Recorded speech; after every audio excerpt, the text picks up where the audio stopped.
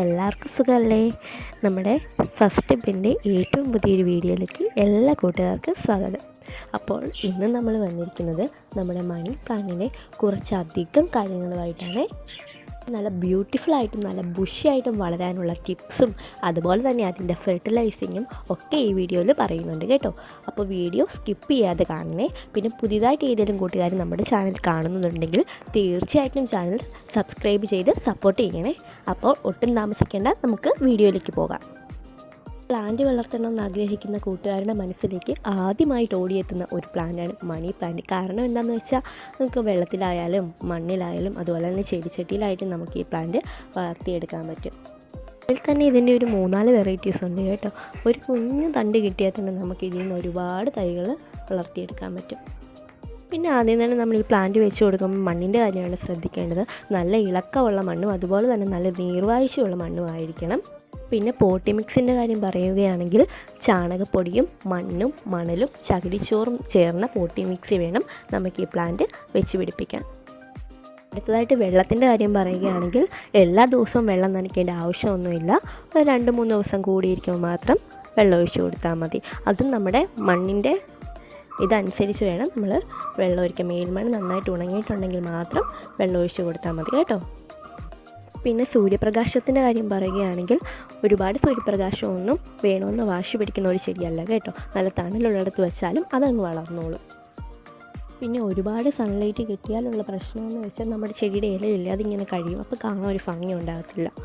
അപ്പോൾ ഒരുപാട് സൺലൈറ്റ് ഒന്നും വേണ്ട, ആവശ്യത്തിന് മാത്രം. ലൈറ്റായിട്ടും ഇൻഡയറക്റ്റ് ആയിട്ടുള്ള ലൈറ്റ് മാത്രം നമ്മുടെ പ്ലാന്റിന് മതി കേട്ടോ. പ്ലാന്റിൻ്റെ ഏറ്റവും വലിയ പ്രത്യേകത എന്ന് പറയുന്നത് നമുക്ക് ഈ പ്ലാന്റ് ഇൻഡോറായിട്ടും ഔട്ട്ഡോറായിട്ടും വളർത്താവുന്നതാണ്. നമുക്ക് പോട്ടിൽ വെക്കാം, അതുപോലെ തന്നെ പോട്ടിൽ വെക്കാം, ഹാങ്ങിങ് ആയിട്ട് യൂസ് ചെയ്യാം, അതുപോലെ തന്നെ താഴെ മണ്ണിൽ വെക്കാം. എങ്ങനെ വെച്ചാലും നമ്മുടെ ചെടി കാണാൻ നല്ല ഭംഗിയായിരിക്കും. ഞാനിതിന് കൊടുക്കുന്ന വളങ്ങളെന്ന് പറയുന്നത് നമ്മുടെ മുട്ടത്തോട്, അതുപോലെ തന്നെ സവോളത്തൊലി, ക്യാരറ്റ് പീല്, ഇതൊക്കെയാണ് ഞാൻ യൂസ് ചെയ്യുന്നത്. വീട്ടിലുണ്ടാകുന്ന ജൈവ വളങ്ങൾ മാത്രമേ ഞാൻ പ്ലാന്റിന് യൂസ് ചെയ്യാറുള്ളൂ. ആയിട്ട് നമ്മുടെ മണി പ്ലാന്റ് നല്ല തിക്കായിട്ട് നല്ല ഗ്രോത്തായിട്ടും വളരാൻ പറ്റിയ നല്ലൊരു ടിപ്സാണ് പറഞ്ഞു തരുന്നത്. അതിനായിട്ട് നമ്മുടെ മുട്ടത്തോടില്ലേ, നമ്മളെല്ലാവരുടെയും വീട്ടിൽ മുട്ട വാങ്ങുന്നവരായിരിക്കും. ആ മുട്ടയുടെ തോടൊക്കെ നമ്മൾ വെറുതെ പാഴാക്കി കളയുകയല്ലേ. ആ ഒരു തോട് മതി നമുക്ക് നമ്മുടെ മണി പ്ലാന്റിനെ നല്ല തിക്കായിട്ട് നല്ല ഗ്രോത്തായിട്ടും വളർത്തിയെടുക്കാൻ.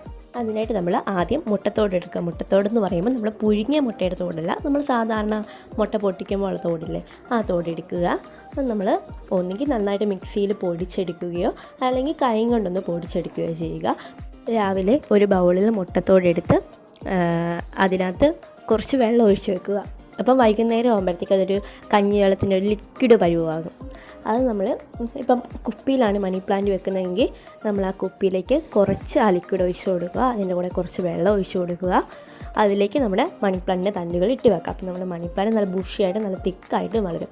അതുപോലെ തന്നെ നമ്മൾ മണ്ണിലാണ് വെച്ചിരിക്കുന്നതെങ്കിൽ ആ മണ്ണിൻ്റെ മേലെ നമ്മൾ വെള്ളം ഒഴിക്കുന്ന പോലെ കുറച്ച് ഈ ലിക്വിഡ് ഒഴിച്ച് കൊടുക്കുക.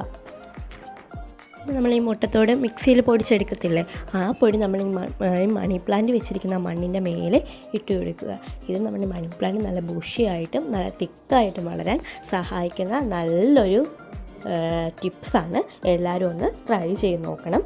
തോടിൻ്റെ കാര്യം പറയുകയാണെങ്കിൽ നമ്മൾ വെറുതെ പാഴാക്കി കളയുന്ന ഈ മുട്ടത്തോട് നമ്മുടെ ചെടികൾക്ക് ആവശ്യമായ പല ഗുണകരമായിട്ടുള്ള കാര്യങ്ങളും നമ്മുടെ ഈ മുട്ടത്തോടിൽ അടങ്ങിയിട്ടുണ്ട്. നമ്മൾ പുഴുങ്ങിയ മുട്ടയുടെ തോടല്ല കേട്ടോ, നമ്മൾ ഈ ബുൾസയും ഓംലെറ്റും ഒക്കെ ഉണ്ടാക്കാനായിട്ട് പൊട്ടിക്കുന്ന മുട്ടയിലെ അതിൻ്റെ തോട്ടാണ് നമ്മൾ ഉപയോഗിച്ചിരിക്കുന്നത്. തോടെന്ന് പറയുന്നത് നമ്മുടെ മണി പ്ലാന്റിന് മാത്രമല്ല കേട്ടോ, നമ്മുടെ എല്ലാ ചെടികൾക്കും നമുക്ക് ഇട്ട് കൊടുക്കാവുന്നതാണ്. ചെടികൾ പൂക്കാനും അതുപോലെ തന്നെ നല്ല ഗ്രോത്തായിട്ടും നല്ല തിക്കായിട്ടും വളരാനും ഒക്കെ നമ്മുടെ ഈ മുട്ടത്തോട് വളരെയധികം സഹായിക്കും. നമ്മുടെ മുട്ടത്തോടിൽ കാൽഷ്യവും മഗ്നീഷ്യവും ഫോസ്ഫറസും എല്ലാം അടങ്ങിയതാണ്. നമ്മളിപ്പം പോട്ടി മിക്സൊക്കെ തയ്യാറാക്കുന്ന സമയത്ത് നമ്മുടെ മണ്ണിൽ 1 സ്പൂണൊക്കെ മുട്ടത്തോണിൻ്റെ പൊടിയും കൂടി ഇട്ട് കൊടുക്കുകയാണെങ്കിൽ നമ്മുടെ പ്ലാന്റൊക്കെ നല്ല തിക്കായിട്ട് വളരും. എന്ന് പറയുന്നത് നല്ലൊരു പോസിറ്റീവ് എനർജി പ്രദാനം ചെയ്യുന്ന ഒരു ചെടിയാണ്. അതുപോലെ തന്നെ നല്ലൊരു എയർ പ്യൂരിഫയർ കൂടിയാണ് നമ്മുടെ മണി പ്ലാന്റ്. ശാസ്ത്രപരമായിട്ട് മണി പ്ലാന്റ് വീട്ടിൽ വെച്ചാൽ വീട്ടിലെ നെഗറ്റീവ് ഊർജ്ജത്തെ ഇല്ലാതാക്കി പോസിറ്റീവ് ഊർജ്ജം പ്രാധാന്യം ചെയ്യും എന്നാണ് പറയുന്നത്. അതുപോലെ തന്നെ മണി പ്ലാന്റ് വീടിൻ്റെ തെക്ക് കിഴക്കേ ഭാഗത്ത് വെക്കണമെന്നാണ് പറയുന്നത്. അതിനെക്കുറിച്ചൊന്നും എനിക്ക് കൂടുതലായി അറിയില്ല.